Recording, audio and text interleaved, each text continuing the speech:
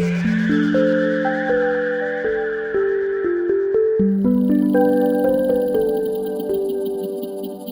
Dear, जो हमारा next topic है वह trigonometric ratios of some specific angle.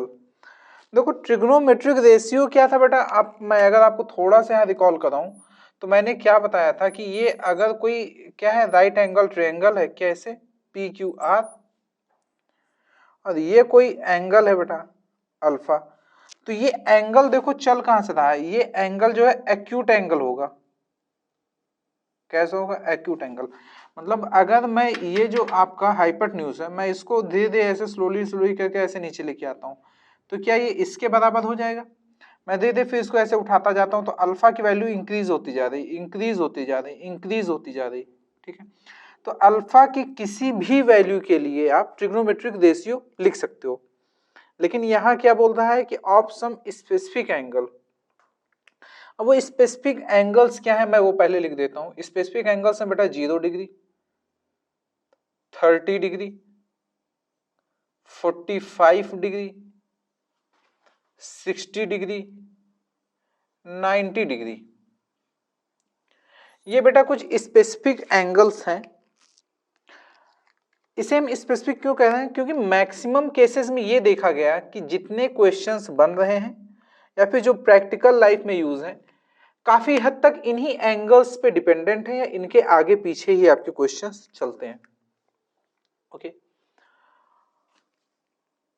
अब आप देखो, ये जैसे आपका सही 15 डिग्री का आपको निकालना है, किसी सपोज आपको निकालना है क्या, साइन 15 डिग्री, तो ये स्पेसिफिक एंगल्स हैं जिनकी हेल्प से क्या आप इसको ऐसे लिख सकते हो, sign 45 degree minus 30 degree.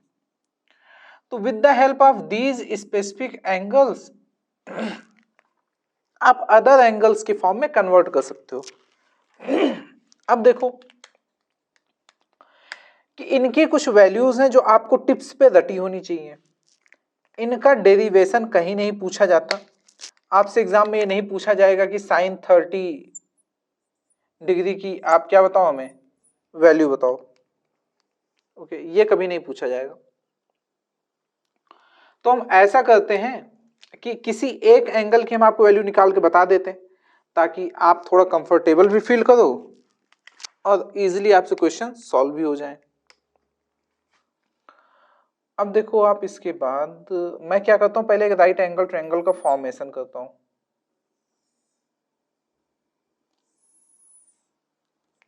If this is your A B C और ये कोई एंगल है आपका, यहां क्या है बेटा, ये आपका राइट एंगल ट्रायंगल है। ठीक,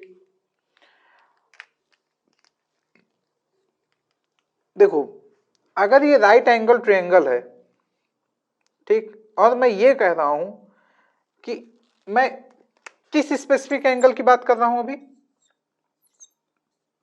45 डिग्री,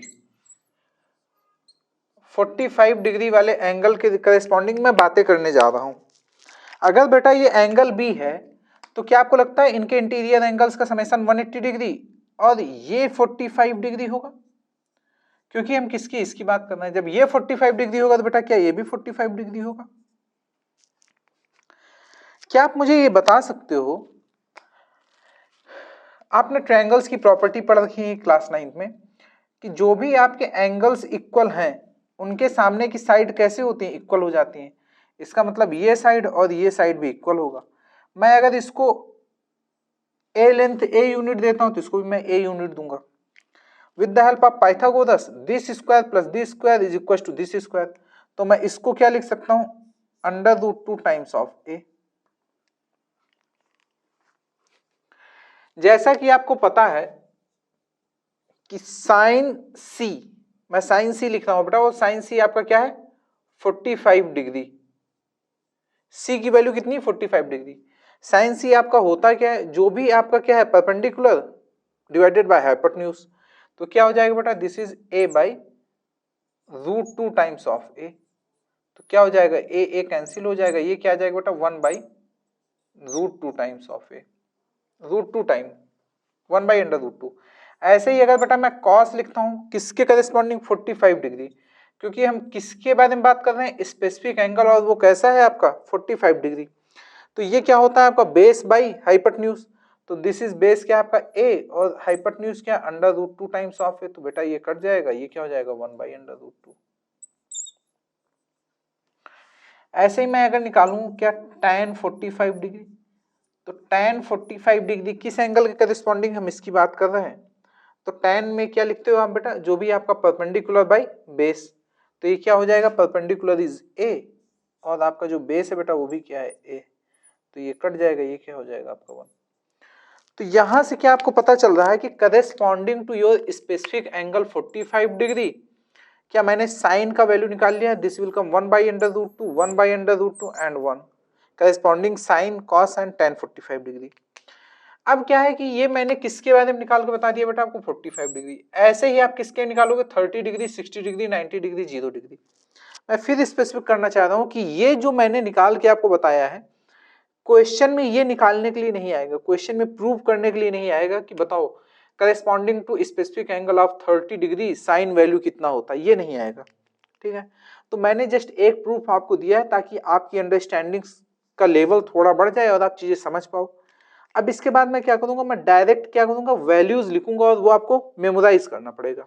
सबसे पहले मैं एक राइट एंगल ट्रायंगल का फॉर्मेशन करता हूं।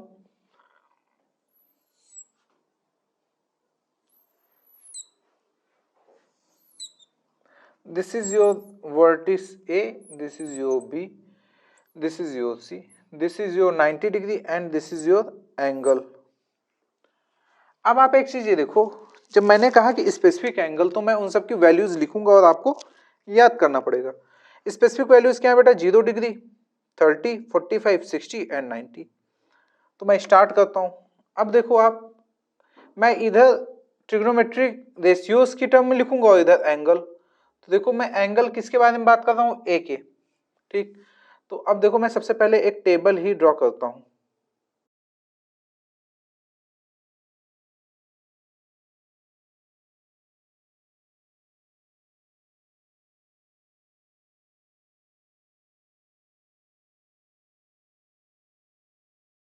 सबसे पहले आपने क्या पढ़ा, साइन एंगल ए के बारे में हम बात कर रहे हैं। फिर क्या पढ़ा आपने, cos angle A,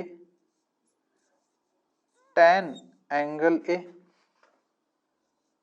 cot angle A, sec angle A and cosec angle ए।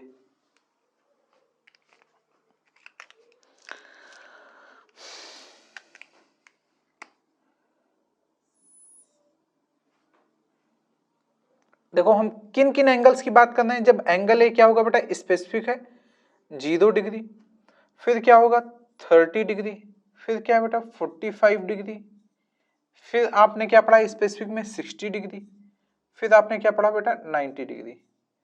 ये क्या है, एंगल ए की वैल्यूज हैं इतनी, ठीक है ना, और ये क्या है, ट्रिग्नोमेट्रिक टर्म्स हैं इधर, ठीक। अब देखो हम कैसे इनकी वैल्यूज निकालते हैं।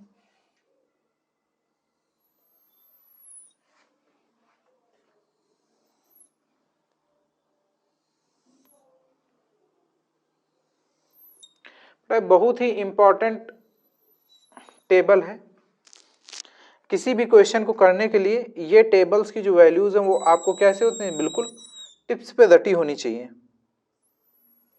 अगर आपको ये जितने चीज मैं बता रहा हूँ ये टिप्स पे रटी हैं, तो ये कैसा है, सबसे आसान चैप्टर है, मार्क्स गेनिंग भी है, बहुत ही इजी चैप्टर है। लेकिन अगर यही आप लोगों को याद नहीं है, तब ये सबसे टफेस्ट सब्जेक्ट, सबसे टफेस्ट चैप्टर हो जाता है।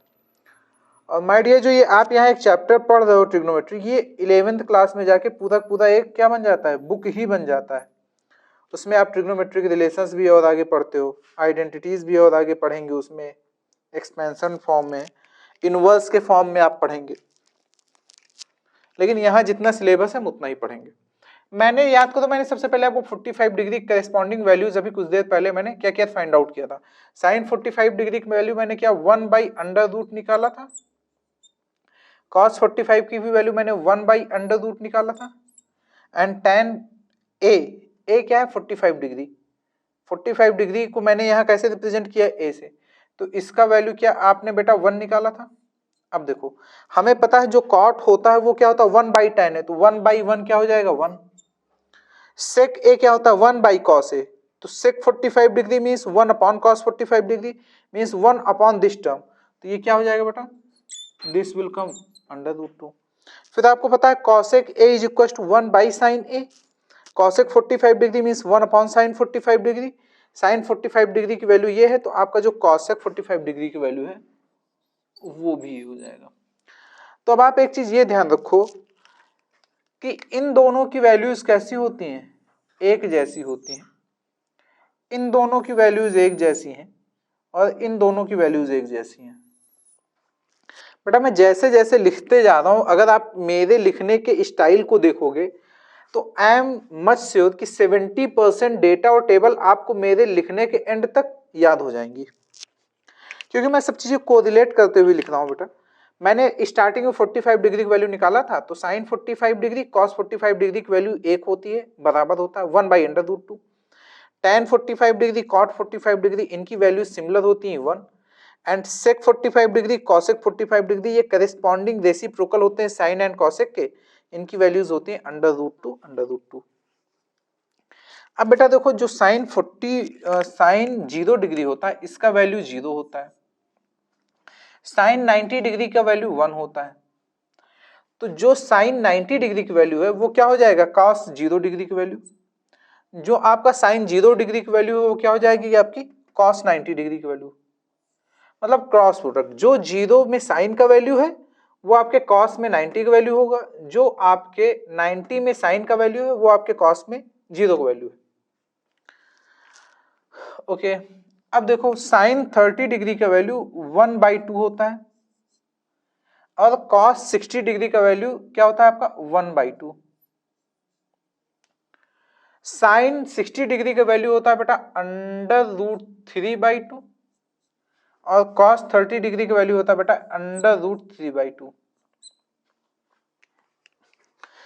अब अगर आप ये देखो बेटा तो ये 0 से 1 की तरफ इनकी वैल्यूज इंक्रीजिंग है, इसकी वैल्यू क्या होता है 0.5, इसकी वैल्यू 0.707, इसकी वैल्यू कुछ और होगा फिर 1। मतलब साइन 0 से 90 डिग्री जब हम चलते हैं, क्या करते हैं साइन में जब हम 0 to 90 डिग्री मूव करते हैं बेटा, तो इनका वैल्यू कैसा है इंक्रीजिंग है। देखो 0 से बढ़ते हुए हम 1 पे आ गए, लेकिन बेटा जब हम कॉस में 0 से 90 डिग्री चलते हैं तो इनकी वैल्यू कैसी है डिक्रीजिंग है। देखो पहले 1 था फिर कुछ वैल्यू, ये फिर हो जाएगा 0.707, 0.5 फिर 0। इसका मतलब है कि जब साइन में 0 से 90 की तरफ जाएंगे तो हमेशा उनकी वैल्यू बढ़ती हुई होनी चाहिए, और जब हम कॉस में 0 से 90 की तरफ जाएंगे तो हमेशा वैल्यू घटती हुई होनी चाहिए।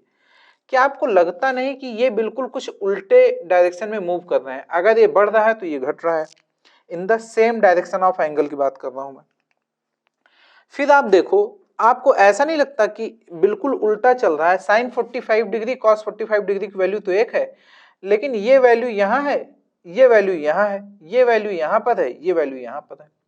तो बेटा ये जो मैं इतना आपको चीजें को रिलेट करके बता रहा हूं इसलिए ताकि आपको at the end of the table चीजें रट जाएं। तो देखो मेरे साथ रिपीट करो, साइन 0 की वैल्यू 0, ठीक है, साइन 0 की वैल्यू 0 तो क्या होगा कॉस 90 की वैल्यू 0, साइन 90 की वैल्यू 1 कॉस 90 की वैल्यू 1, साइन 30 की वैल्यू 1/2 कॉस 60 की वैल्यू 1/2, साइन 60 की वैल्यू √3/2 कॉस 30 की वैल्यू √3/2। फिर उसके बाद देखो क्या है साइन 45 कॉस 45। अब एक चीज आप ये देखो बेटा कि जो 30 डिग्री है क्या मैं उसको 90 डिग्री माइनस 60 डिग्री लिख सकता हूं? तो यहां से भी एक रिलेशन आता है कि ये साइन की वैल्यू और कॉस की वैल्यू बराबर होंगी। ठीक, ये याद करने के बहुत सारे तरीके हैं, आप आराम से धीरे धीरे देख लोगे। अब जो tan a होता है बेटा उसकी tan 0 डिग्री की जो वैल्यू होती है बेटा वो क्या होता है 0। मैं ये कहां से लिख रहा हूं बताओ आप, मैं कोई मैथमेटिशियन हूं नहीं, मैंने क्या किया मैंने भी डिराइव किया है, बुक में जो ये डेटा लिखे हैं वो मुझे भी मेमोराइज है। मैंने कैसे डिराइव किया, स्पेसिफिक एंगल्स के करस्पॉन्डिंग मैंने कुछ डेरिवेशंस किए हैं जब मैंने जब मैंने 45 डिग्री करस्पॉन्डिंग वैल्यू निकाला है।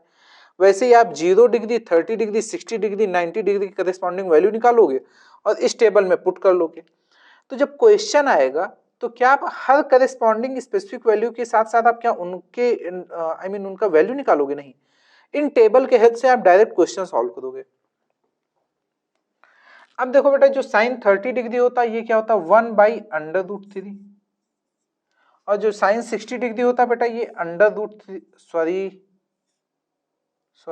सॉरी माय डियर, साइन नहीं, हम tan की बातें कर रहे हैं, ठीक है। किसकी बात कर रहे हैं? tan की। तो tan 0 डिग्री 0 होता है, tan 30 डिग्री 1/√3 होता है, tan 45 डिग्री 1 होता है, tan 60 डिग्री क्या होता है, √3 के बराबर होता है। tan 90 डिग्री को हम चाहे इनफाइनाइट लिख दो, चाहे आप लिख दो नॉट डिफाइंड, बस। अब देखो बेटा, हमें केवल यहीं तक याद करने की जरूरत है, ये नीचे हम याद नहीं करते। ये हम कैसे लिखते हैं? With the help of relation. Relation क्या है? रिलेशन ये बेटा कि हमें पता है कि जो cot A होता है वो क्या होता है, 1/tan A, और हमें पता है कि जो बेटा क्या होता है cosec A वो क्या होता है 1/sin A, एंड जो भी आपका sec A होता है वो क्या होता है बेटा 1/cos A।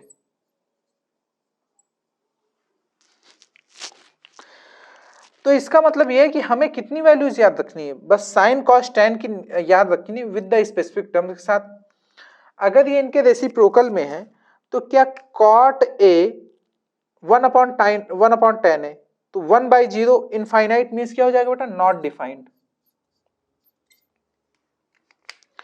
अब हम इन सब चीजों को उल्टा लिखते चले जाएंगे।